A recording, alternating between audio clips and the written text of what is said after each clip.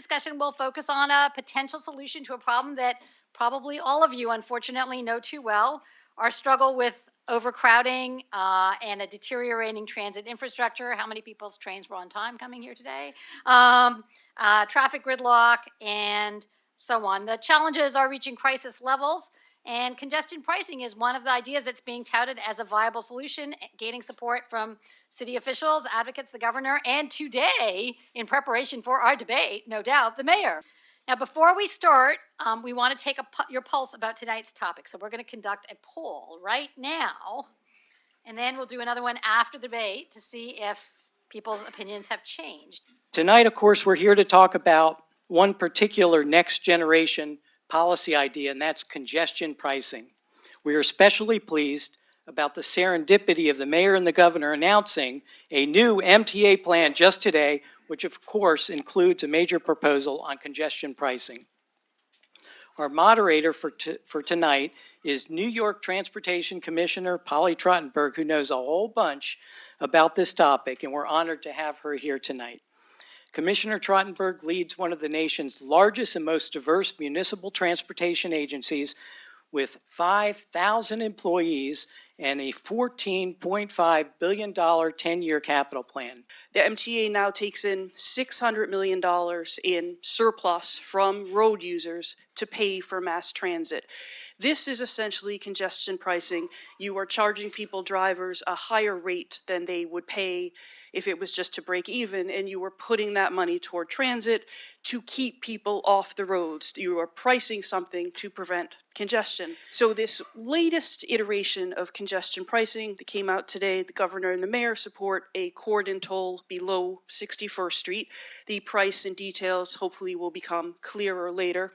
This is not a radical new step for New York. It is just the natural evolution of what we have been doing for half a century. Delighted to be with Commissioner Trottenberg, and especially with Nicole, who's a fierce and relentless advocate for right-wing policies that I do not share, but I admire her intensely for her passion and her skills. If congestion were your first concern, you want to move the cars, I'd rip out the bike lanes, but that's... You can boo, you can boo.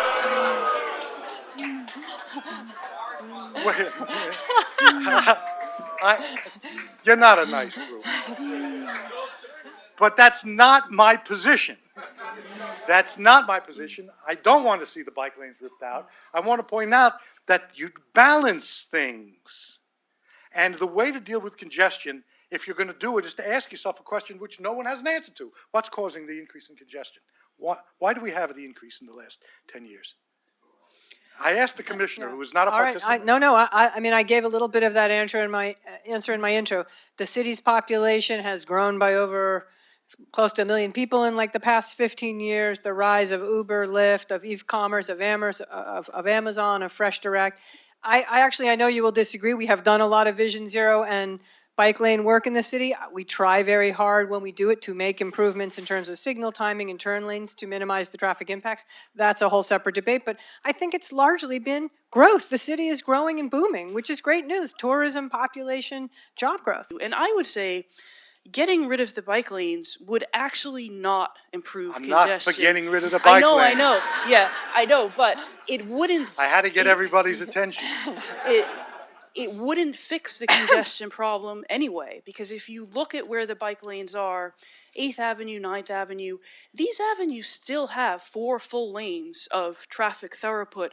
These are effectively half of an interstate highway. If 5 lanes wasn't enough, then 6, 7, 8, 10 lanes would not be enough. And so we're getting back to, do we want all of this road space to belong to inefficient cars? And when you think of who is using the bike lanes, a person who is delivering food to an office worker, to a Manhattan resident, they are engaged in commerce just as much as the banker who is taking a car, and they also deserve their own safe space to get back and forth and do their jobs. You nailed me to the floor on the bike lanes.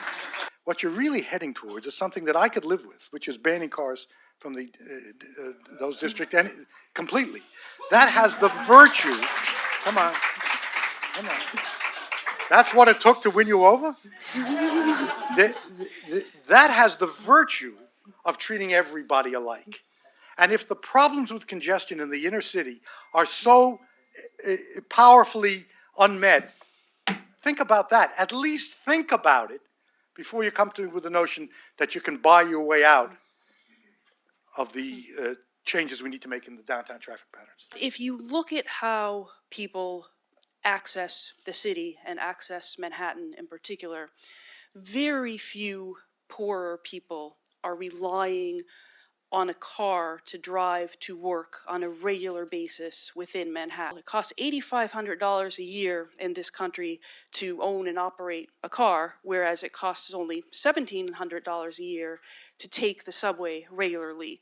So if you are a poorer or even a middle class person, $8,500 versus $1,700 is an enormous burden, and it is only because of our extensive mass transit system that we are able to take away that burden. I'm against Sorry. congestion, and I think there are ways to do it, but the notion that there are so few poor people, where are you going to get the $1 billion from? Who's going to pay that? And the notion that this is only about the poorest of the poor is not true. There are middle-income people who also deserve to be treated by their government with a sense of fairness about how we raise revenues. The core issue here is whether we believe in progressive taxation. If we do, we can find a way. Did you know that nobody has told you how much the fee is going to be? What? Excuse me? Vote for the fee, and I'll tell you Tuesday what it's going to be? If you're serious about this, there are such significant failures and unanswered questions about the proposal that, principle and policy aside, you can't pass this thing. Well, I think the plan that the governor and the mayor put out today, the good news is it is much better than the first proposal that the governor put out about a month ago. And I think that's not unexpected. The governor's first proposal was obviously a negotiating stance. I think what's still missing is that some of this money should go to keeping up the roads and bridges.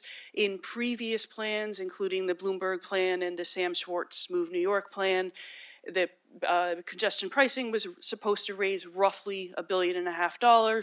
About a third would go to upkeep of the city's roads and bridges, which makes sense because they are generating the revenue.